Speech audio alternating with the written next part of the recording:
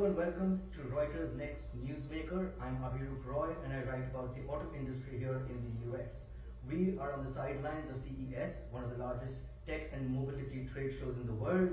And today we have with us Martin Lundstedt, Volvo Group's CEO. He's been with the company for over a decade and handled all sorts of ups and downs. And we're going to talk about how 2025 looks for Volvo. Martin, thank you so much for joining us. Thank you for having me and Volvo. It's great to be here. Let's start with the elephant in the room. We have a new administration coming in the US. President-elect Donald Trump is set to take over in about a couple of weeks. And the major threat for all sorts of companies functioning in the US has been of tariffs. How do you see tariffs impacting Volvo, the trucking industry broadly, and how are you preparing for it?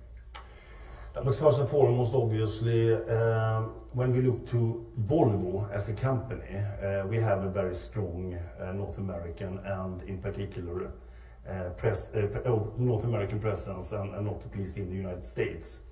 And the reason for that is out of our $50 billion plus in top line, more than 30% is actually happening in North America.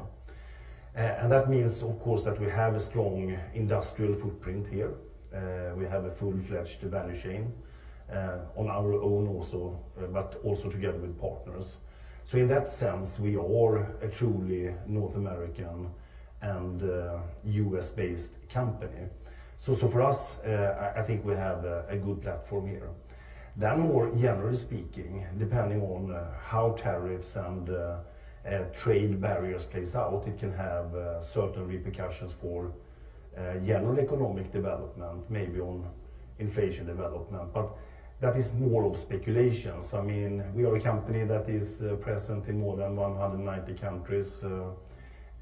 We are always, of course, used to work with the conditions that we see in different countries and regions, so that will be the case now. What we know is that transport and logistics will be needed.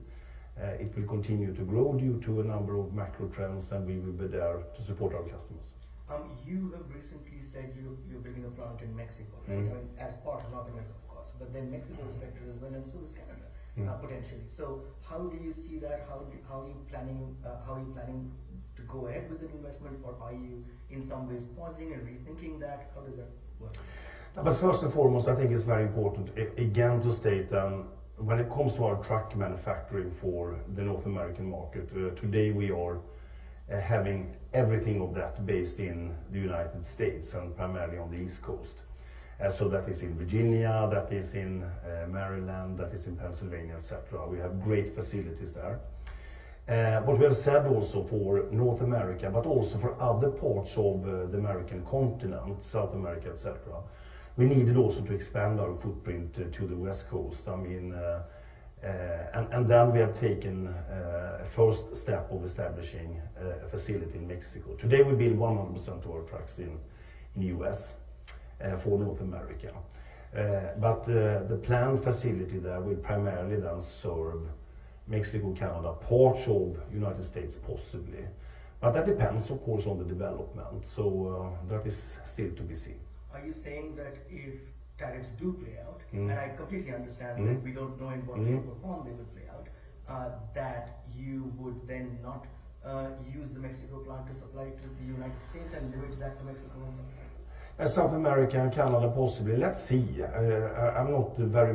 I mean, given the fact that we are used to work with different type of conditions, I'm not so much about speculations. We have naturally built-in resilience in our industrial system. What I know is that we have a very strong US-based industrial footprint that we can utilize for the United States, and we will continue to do so. Yes. One is you as an OEM manufacturing in the US for US. But the other is also you have a whole host of suppliers. And I've been speaking with a lot of suppliers who are actively now scenario planning in terms of how they can localize, how they can bring in the sort of their supply chain. So it's tier 2, tier 3, tier 4. How are you looking at supply chain in terms of tariff mitigation? And how does that planning, have you accelerated in terms of tariff planning in the face of... Yeah, both when it comes to tariff planning, but not a short-term play. Because for us it's always important also when we have an industrial hub, as we have in North America and primarily in the United States, as we have in Latin America, Europe and Asia, etc., that we are also building up, so to speak, a strong ecosystem of suppliers, both tier 1 but also tier 2. And I think also, to be frank, that it's good to see that a reinforcement of the North American supply base is coming now. So that I view as positive. Also that some of our main global suppliers, both American and European and Asian, are actually continuing to reinforce their footprint in North America. That's good. What part of your supply chain comes for North America comes from overseas? It's not much, to be frank. We have certain dual flows, and that is more for capacity planning.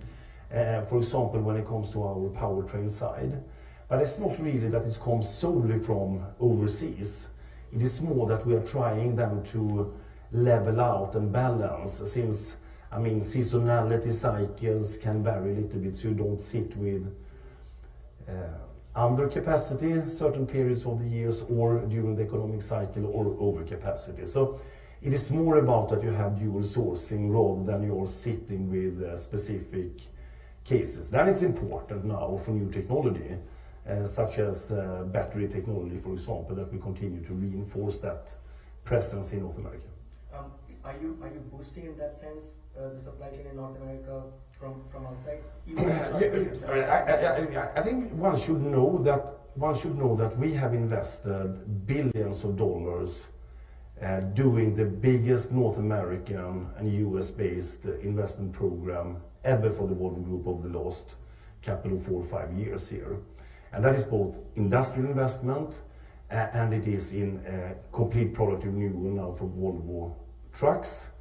And it's about to come big news also for Mack trucks that is turning 125 years this year.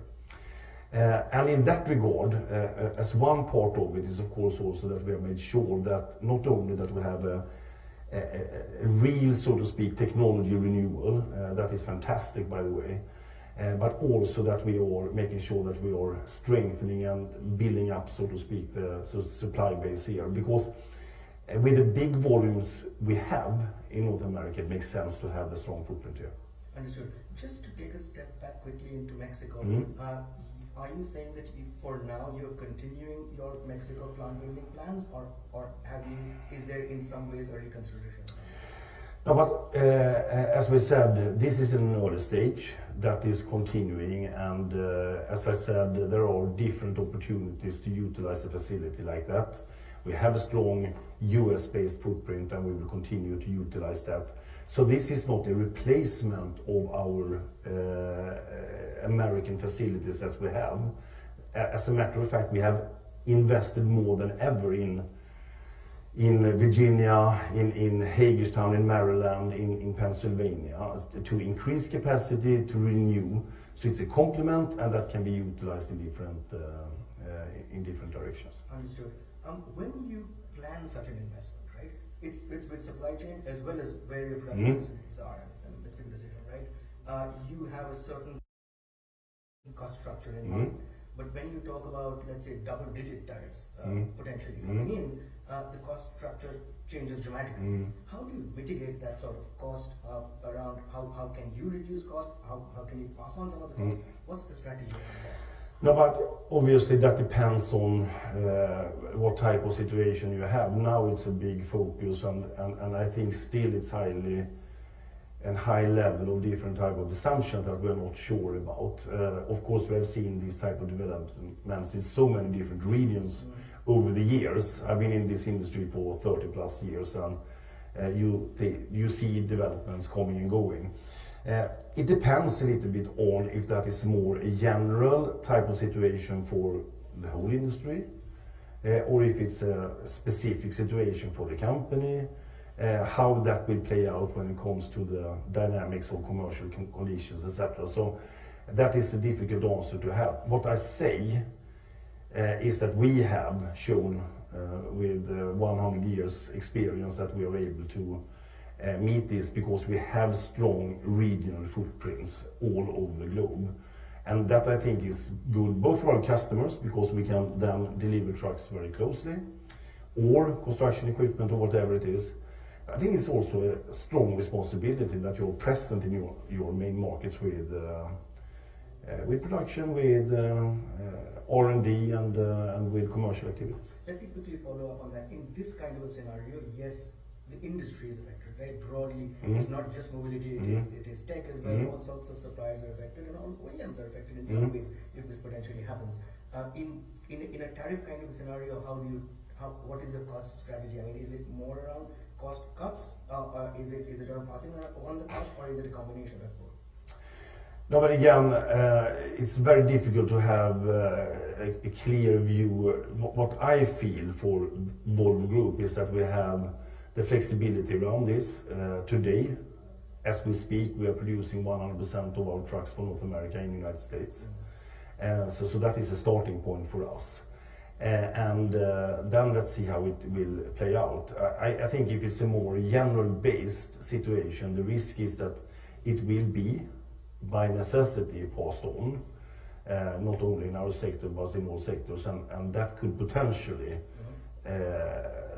trigger more of an inflation pressure. But let's see. I think it's too much of speculations. We are well prepared, and I think we are well prepared because we believe in regional presence.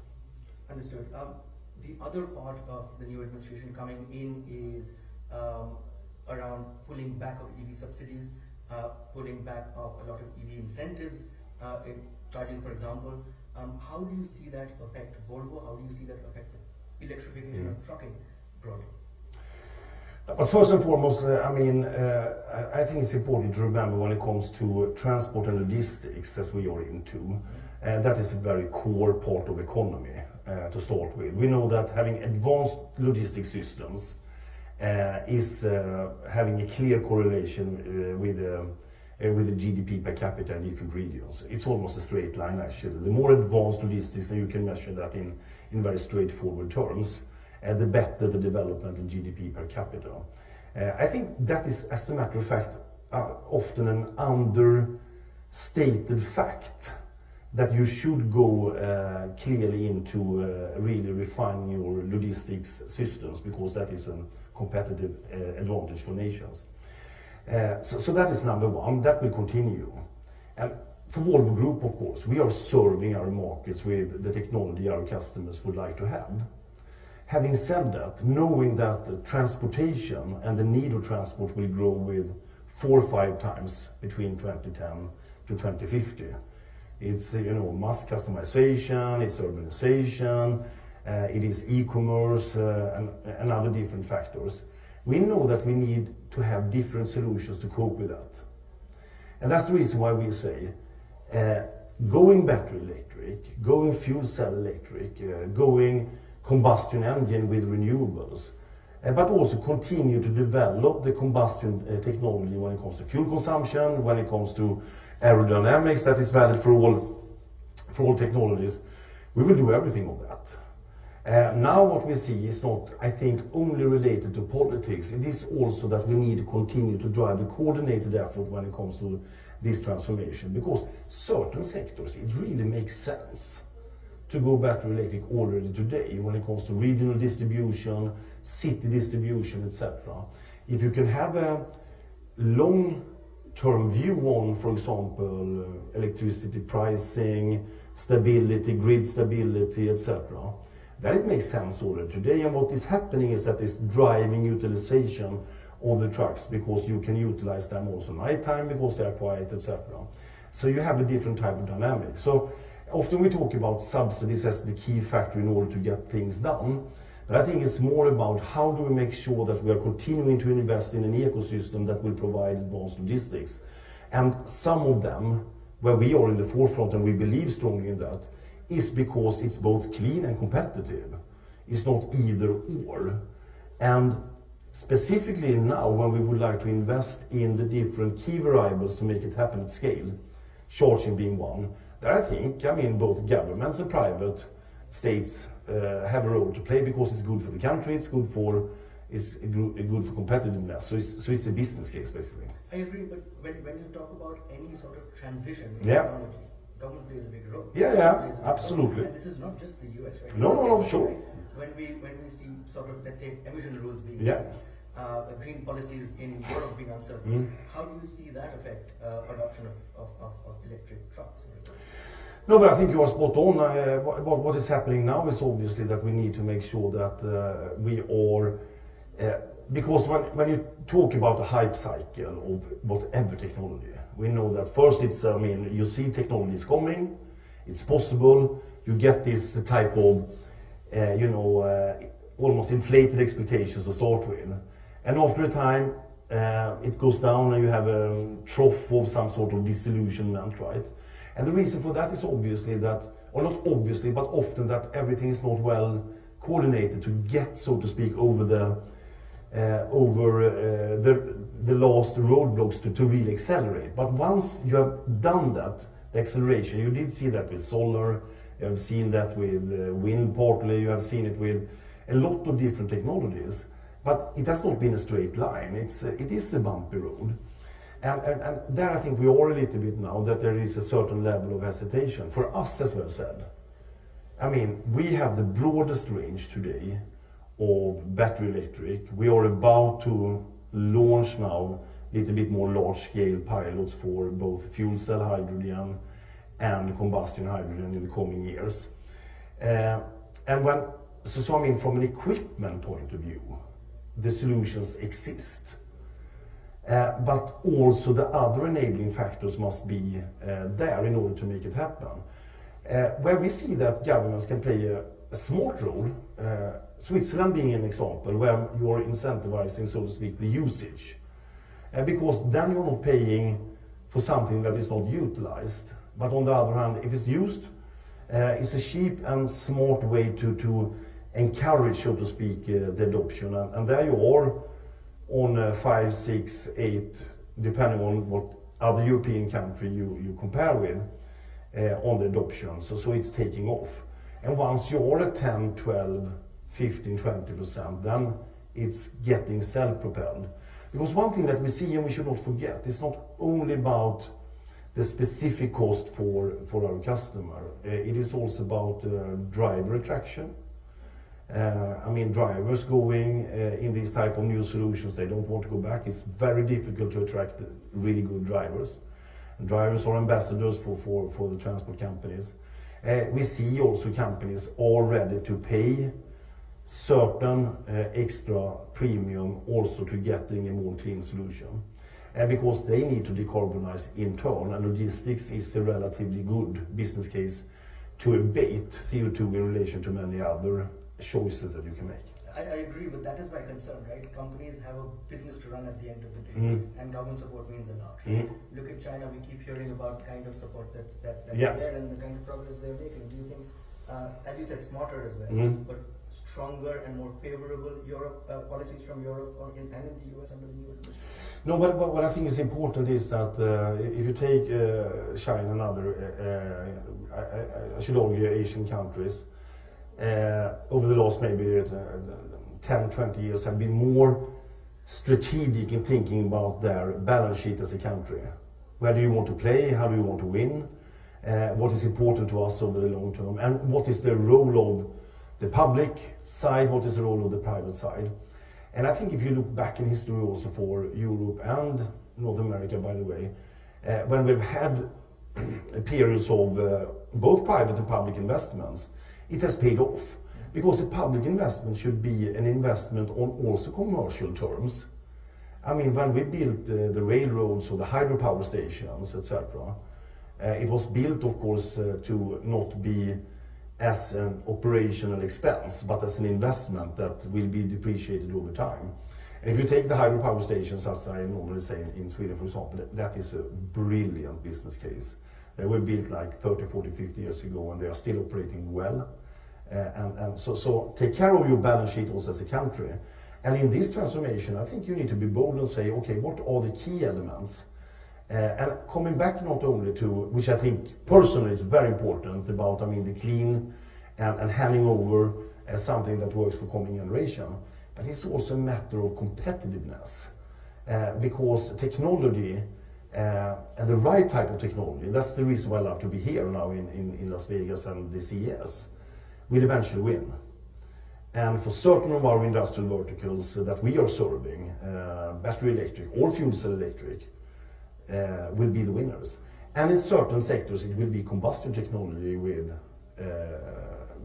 different type of fuels.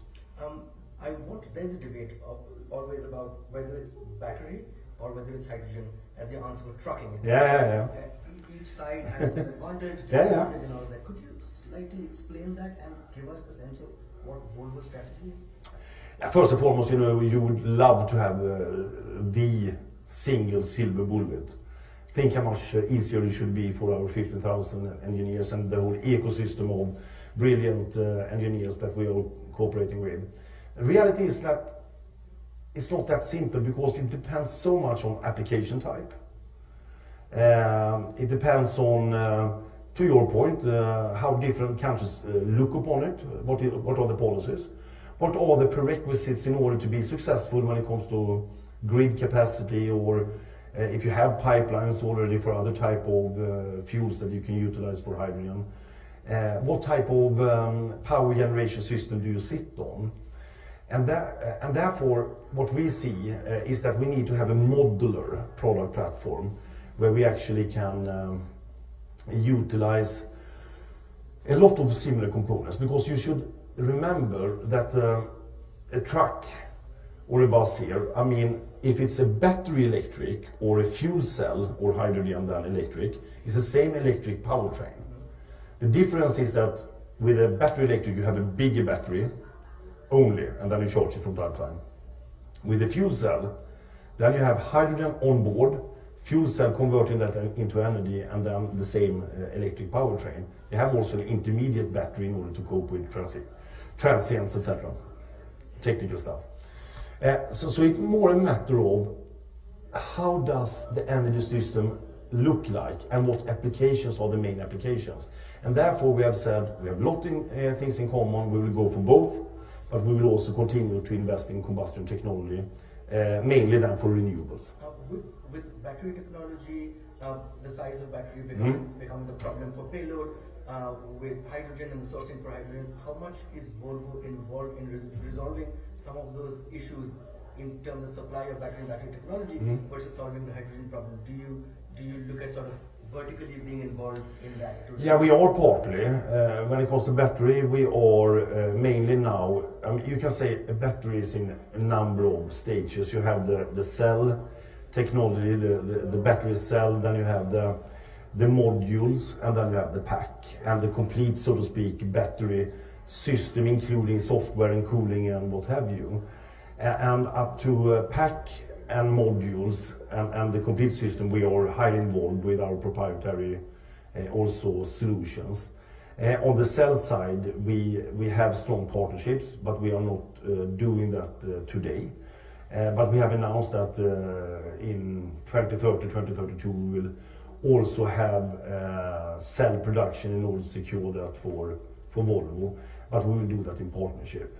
When it comes to hydrogen, the fuel cell, which is the critical component, and I've been so long in the industry, so I've always said that with the fuel cells and hydrogens, it has always been 10 years away.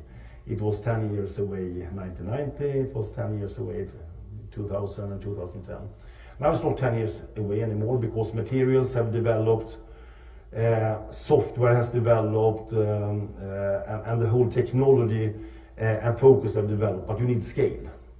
And that's the reason why we are partnering up with Daimler Truck, our biggest competitor globally, to actually develop and produce the fuel cell stack together to get scale and thereby bringing down cost, because that is the critical issue.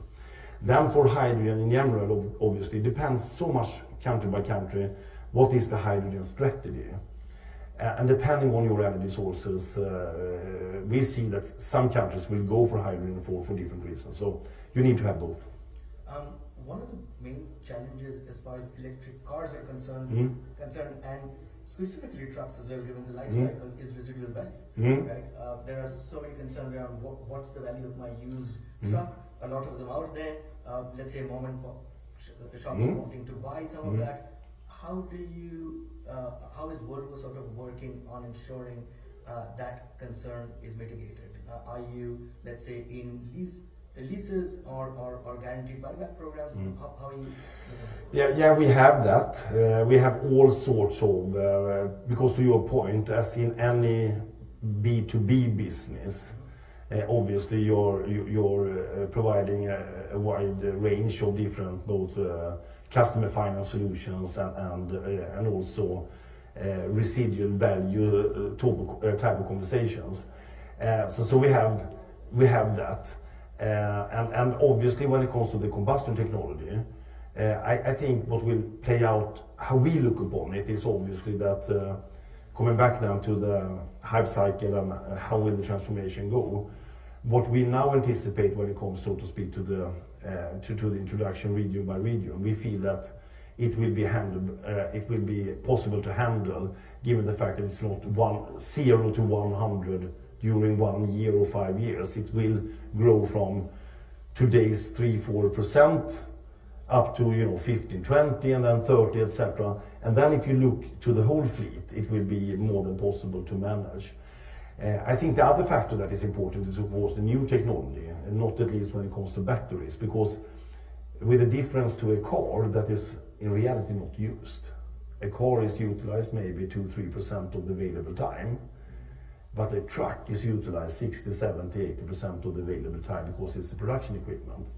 There we see that customers want to have a reassurance of how do we view the battery life length, how should they think about that when calculating, so to speak, the economic conditions over 5 years or over 8 years and 10 years. And there we are participating in different programs to reassure that they can feel, peace of mind with that solution. Do you understand what I mean? Yes. Electric truck demand, there's an EV slowdown in EV demand sort of growth, right? Electric truck demand hasn't played out the way it was initially expected either. What is your view on EV truck demand in 2025? No, I mean, to your point, we have a very strong position, Volvo, so for that sake, we know pretty well what is happening and the dynamics. We have, on heavy-duty trucking, we have almost 50% or 50% of the North American market, and we have 70% with Volvo and Renault in Europe. But still, to your point, the volumes are too small. And what we feel is, even if they are growing, I should say, so it's not a decline, but it's from low levels. And what we feel now is basically that you need to have more consistent conditions. Coming back to Switzerland, I think they have a very smart policy that it doesn't cost a lot. It's a very clear direction how to mitigate this. But that is one point. Then how do you get, so to speak, the economic equation or the TCO equation to work out? And you have specific application where it matters already today. The other big part is, as I said, some of the enabling conditions and that people feel secure about that. Obviously, charging infrastructure, but also the fact that electricity, and given, so to speak, the macroeconomic and the geopolitical situation in Europe have been forcing, or not forcing, but it has made, so to speak, electricity prices and also gas prices to be very volatile. And as a business person, we know that volatility is something that you don't like. And then maybe you say, okay, I know what I have in terms of stability. I need to see that stability more. And that's the reason why the continuous build out of energy generation, grid, and both, I mean, national, regional distribution and charging is so important. I think the interesting factor again, and I would like to come back to it, even if it has a certain premium cost per ton kilometer today, companies that have started to do this transformation, they don't want to go back. Because what they see is that they are getting more attractive as a supplier, as a business partner, but also as an employer, vis-à-vis drivers and others. People want to participate in this. They want to come being proud. It's a quite modern, robust type of solution that will work out. So there is more than only the simple comparison, but it's a job to be done. And I think that the regions and countries seeing the opportunity will understand this is a play for future competitiveness. And we see that. We need to say that China's accelerated very, so to speak, diligently in this area. And I think they see it from many different aspects, not at least when it comes to future innovation and competitiveness. I mean, again, a company has to run the business, as I Yeah. said, right? Moving to electrification absolutely makes sense. That's what we've heard from others as well. But then it comes with that cost, and as you said, it's anything but certain, right? Yeah. Whether it's politics, whether it's policy, or the macro environment. Given what you've said, do you then expect a further slowdown in 2025 in EV truck demand? No, but I think also the general economic sentiment, as you know, has been also a general slowdown. And when you have a general slowdown also from the economic situation, it also means that people are getting more hesitant to new solutions because they want to see, okay, how does stability come back in the economic cycle? So I think also we have that from that perspective a little bit. Understood. You delayed start of the Sweden battery factory. Could you give us some sense of why that delay, where that stands now? Yeah, and that is very much actually related to what we have discussed here, that the transformation is going somewhat slower than we had anticipated. We have, as I said, for our cell production, strong and good partnerships with a number of very prominent cell suppliers with long contracts. And again, a little bit that we discussed about, our industrial footprint. When we looked upon the situation, we see that we fine-tuned our time plan when we really will need that type of capacity to add for both Europe and North America and others. So it is no drama, it is no change in plan, it is that we are aligning to reality, basically. Is there a better sense of the timeline now around when you want to do that, or is it still in sort of... No, I think it's a better sense, obviously, because every time or every year that passes, and interesting enough also, the more applications that are going electric, so it's not only about, looking at heavy-duty truck and see, okay, what is the adoption rate. We are going broad, buses, construction equipment. We are building BESS or energy storage systems through Volvo Penta and Volvo Energy. High demand for that. So we have more also downstream opportunities now, and that will also support, so to speak, a more robust planning around this. So I feel confident about it. Is there a new timeline for start of production? Yeah, it is a preliminary. We have said that it's a couple of years. We said that we should be more in high volume production in 29, 2030 originally. Right. Now we are more talking about a couple of years later. I see. So 2031, 32. Yeah. Right. Okay. I wanted to take a step back into broader demand for Volvo trucks and the trucking industry as well. We've seen orders sort of come down from the post-COVID highs that we saw. Could you explain what the factors are at play and how can you offset that in some ways that you said is normalization of demand? How do you offset that? No, but first and foremost, obviously, if you look at the underlying trend lines of trucks and transport, it's highly related to the general economy, right? And now with central banks and general policy has been to, cool off economy after post-COVID, so to speak, expansion. It has been highly expected that, higher interest rates giving lower demand, lower consumption, and thereby lower demand for transport. So this is an anticipated situation that we have seen. Having said that, volumes are still solid, I have to say. We are not experiencing situations that we did see during the Great Recession, for example, 2008, 2009. It is a more type of balanced system. What we are doing, apart from the fact that we are global, as I said, and we have dual sourcing, so we can mitigate partly because some of the regions are doing really well still, is obviously that we have a built-in flexibility in our industrial system. So we can take swings of plus minus 15-20% that is built into the company's industrial system. Because you need to have that in a cyclical economy. Having said that, we are also very strong in services. So that is also serving as a very good cushion for our business. So 2025, we guided in relation to Q3 presentations, as we always do.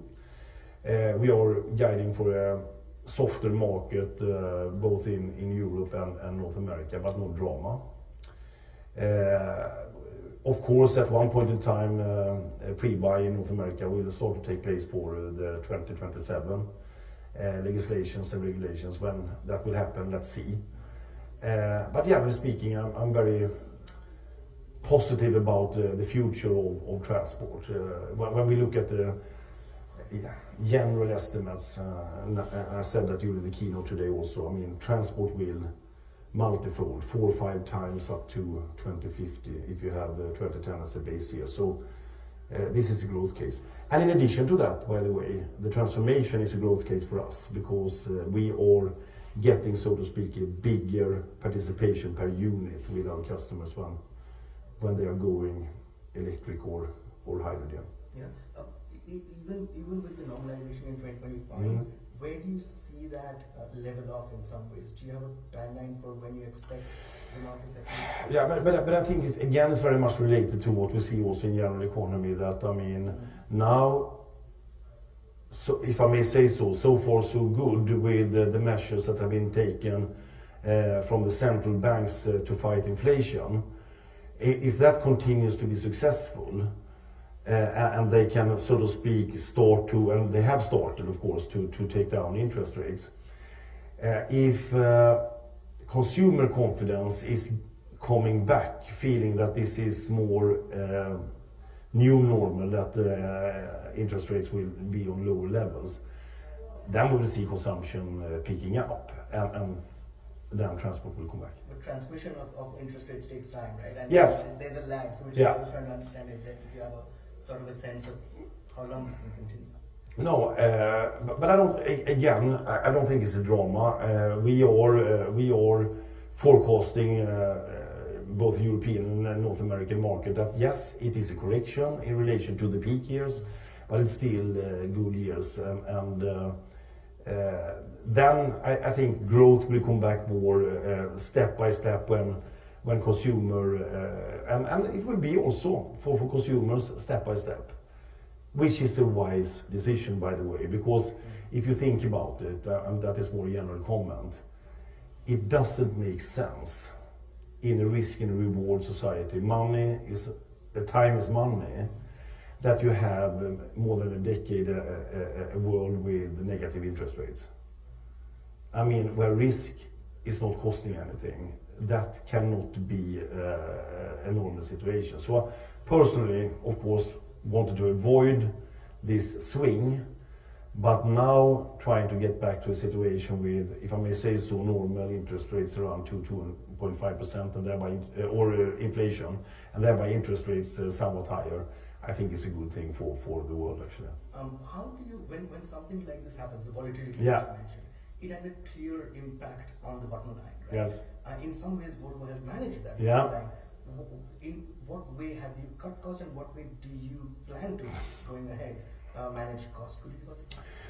Yeah, but first and foremost, as I said, we have worked a lot with the built-in flexibility in our industrial system. We have done that, I think, in a very good way. We have worked very much with our labor representatives in order to find the smart way of doing that in terms of flexibility. We have, I think, been good in anticipating also demand, so we have been a little bit ahead of the curve. Because this is a question of courage also, that you want to be ahead of the curve, and because often you hope a little bit for the best, but it's better to plan for somewhat and act a little bit on the worst there. Then I think we have been growing our service business quite a lot, and that is serving as a cushion, because when demand is coming down, services on the new products, it's not doing that in the rolling fleet, and that is a very important part of our resilience today. And we have introduced a lot of new technology, should not forget about that, and with new technology, pricing power is coming because we are getting paid for value, and we have invested more than ever in research and development over the last 7, 8, 9 years, and that is paying off. In this kind of a scenario, and we've discussed the uncertainties in the US as well as in Europe, how do you see green investments from Volvo, which has been a focus for Volvo, going ahead? Is there a sense of caution around how much money you put into green investments? No, but I think again, I mean, the pathway to the future for us is clear, but then it's more about refining the timelines. I mean, we want to lead and be, so to speak, in the forefront, but you cannot be Don Quixote, fighting all the windmills alone like Don Quixote and Sancho Panza. So you need to refine your timelines, obviously, still being in the lead, but the battery factory is an example of that, how we are refining. So you should think about capital and resource and talent allocation, of course not a year-by-year play. It is, so to speak, a planning over time. And in that time span, we are planning for different scenarios. And a lot of these things are not only, if I may say so, labeled green. It's good for everything. It's good for safety, it is good for uptime, availability, etc. So it has, so to speak, multiple use, which is fantastic. I mean, I should say that we will not divert from the fact that we want to lead this three-path strategy of battery electric, fuel cell electric, when it comes to combustion technology, renewables, when it comes to recyclable material, fossil-free steel, etc. Because we think it will matter from a competitive situation, and we want to make this shift happen. It will be good for the business, but it will also be good for society. That is our... but I think we have a well-balanced view on looking at our capital allocation. When you talk about Sweden battery plant, for example, in green investments, are there other examples of where you are holding off in that? I should not call it really holding off. It's more about refining the strategy, right? And really fine-tune the time planning. And that is happening all the time, and that could be for other reasons as well, obviously. I mean, how quick should you do the next phase of an expansion of a factory that maybe starts with 20,000 unit capacity, and we know it should go up to 30 and then 40. So it's a constant dialogue in management, together with board and all our experts around that. So it is not a black and white situation. Having said that, we think that industry, and I tend to say Volvo in particular, but industry, we have invested enormous now, and that's the reason why we are also calling for action when it comes to the enabling conditions, charging, grid capacity, etc. Because we need to make sure that all the investments that we have done will be sweating, because we need technology to sweat in order to bring competitiveness. My last interest is in autonomous vehicles. Absolutely, that's fun for you as well. Overall, autonomous vehicles haven't played out in the way it was initially expected, and so is the case in trucking. There is a business case in trucking, right? Absolutely. Short, tall, long haul. How does Volvo's autonomous vehicle strategy look in the near term, and what are you doing organically versus partnerships with others out there? First and foremost, I mean, we are already in commercial operations when it comes to confined areas. So we learn a lot there, for mining, for quarries. We will see that in ports and terminals, etc. The big play now is, of course, also the on-highway, to your point, short and long haul. I think also the industry has matured and said, okay, don't involve too many of the super complicated use cases. Not only the hub to hub and the hub, and include also the spoke system, when you're going from the big hubs into cities or smaller terminals. exclude that for the time being and go for the big bets that is really the hub-to-hub solutions. And there we are very positive about it, because it is often separate lanes. It is still, of course, a very advanced system, but it's a system that could be developed from a safety standard that we absolutely need to have in order to make it happen. And to your point, the business case is very strong on that, because if you take the longer haul pieces between big distribution centers, for example, if you can do that with autonomous, it will play a big role. And we are partnering with the best in the industry. This morning, for example, at our keynote, we had Aurora Innovation with Sterling Anderson on stage together with Lars to talk about this, because with the Aurora virtual driver and our redundant autonomous truck, we will soon see them even without a safety driver, and that is of course a big step for the future. On that note, thank you so much. Thank you. This was very great. Yeah. Thank you so much. It was great. Thank you all for watching. Thank you very much.